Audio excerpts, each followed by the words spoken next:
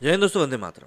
हमारे देश में कई सारी क्षेत्रीय राजनीतिक पार्टियां हैं और आज की डेट में जबकि दिख रहा है कि कांग्रेस का पतन कितनी जोरों शोरों से हो रहा है और आम आदमी पार्टी एक छोटी सी पार्टी होने के बावजूद भी आज दिल्ली और पंजाब में सरकार बनाकर बैठी हुई है, तो इसी कारण से हर एक क्षेत्रीय पार्टी को कहीं ना कहीं लग रहा है कि वो राष्ट्र के मुद्दों को उठाकर शायद सत्ता के बड़े सिंहासनों पर भी बैठ सकते हैं। ऐसे में असदुद्दीन ओवैसी, जो कि एआईएमआईएम के अध्यक्ष भी हैं और काफ़ी ज़्यादा इस तरह के बयानों के लिए जाने जाते हैं जो कि सुनने में सही नहीं लगते और एक सभ्य समाज के लिए भी ठीक नहीं होते।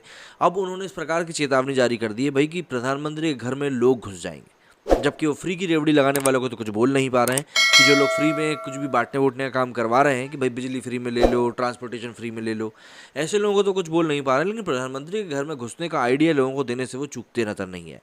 अब उन्होंने ऐसा क्यों कहा है, क्या कुछ कारण थे और क्या उन्होंने तथ्य यहाँ पर प्रेजेंट किए हैं जो कि बिना सर पैर के हैं, जरा जान लेते हैं क्या उन्होंने कहा है। एआईएमआईएम के मुखिया असदुद्दीन ओवैसी ने भारत में श्रीलंका वाले हालात का डर दिखाते हुए कहा कि लोग पीएम मोदी के घर में भी घुस सकते हैं। राजस्थान की राजधानी जयपुर में आयोजित एक टॉक शो में शामिल हुए हैदराबाद के सांसद ने कहा कि देश में मौजूदा हालात को देखकर लगता है कि श्रीलंका की तर्ज पर यहाँ भी लोग प्रधानमंत्री आवास में घुस जाएंगे।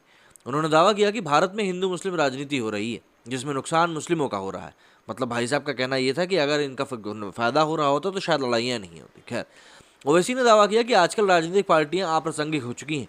उन्होंने दिल्ली की सीमाओं पर हुए किसान आंदोलन, सीए विरोधी दंगों, दिल्ली में वकीलों के प्रदर्शन और अग्निपथ योजना के खिलाफ उपद्रव, इन सब को जनता का आंदोलन बताते हुए कहा कि नेताओं के बिना ही लोग सड़क पर उतर रहे हैं। ओवैसी ने राजनीतिक पार्टियों को इस पर गंभीरता से सोचने की सलाह देते हुए बदलाव की बात कही। हालांकि भाई साहब ने यहाँ पर जहांगीरपुरी में या फिर खरगोन में हुई घटनाओं के बारे में कोई भी जिक्र नहीं किया। इस दौरान उन्होंने राष्ट्रीय सुरक्षा सलाहकार एनएसए अजीत डोभाल पर भी नाम लेकर उन पर निशाना साधा। ओवैसी ने कहा कि डोभाल को बताना चाहिए कि कट्टरता कौन फैला रहा है और कट्टर कौन है। बता दें कि एनएसए डोभाल ने हाल ही में कार्यक्रम में बयान दिया था कि कुछ लोग धर्म और विचारधारा के नाम पर कटुता फैला रहे हैं। ओवैसी ने राजस्थान में अगले साल होने वाले विधानसभा चुनाव में पूरी ताकत से लड़ने का ऐलान भी कर दिया है। उन्होंने कहा है कि एआईएमआईएम चुनाव नहीं लड़ती है फिर भी कांग्रेस हार जाती है। उन्होंने कहा कि राजस्थान किसी एक पार्टी का नहीं है और उनका भी उतना ही है जितना कि दूसरे दलों का है। ओवैसी इससे पहले भारत में एक समुदाय विशेष के खिलाफ नफरत होने का दावा कर चुके हैं।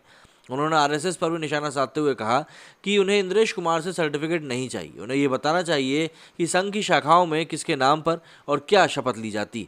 अब जाहिर सी बात है, यहाँ पर ओवैसी जी यहाँ पर शपथ लेने की तो बात करेंगे, लेकिन बिहार से जो मॉड्यूल निकल कर सामने आया था जिसमें कि पीएफआई ने करीब 15,000 से ज़्यादा यंग लोगों को ट्रेन करने की बात बताई गई है, उस बारे में भी इन्होंने कुछ नहीं कहा, क्योंकि इनको पता है कि कहाँ से अपना एजेंडा फैलाना है और कहाँ से अपना एजेंडा नहीं फैलाना।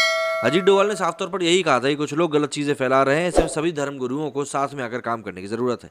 इसमें शांति फैलाने की बात कही गई थी।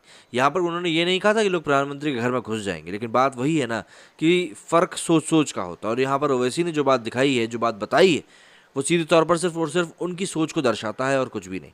अब ऐसे में अगर देश में अराजकता फैलाने का काम नहीं करेंगे तो फिर क्या करेंगे। मेरे स्टूडेंट फिलहाल इतना ही। जय हिंद, जय भारत।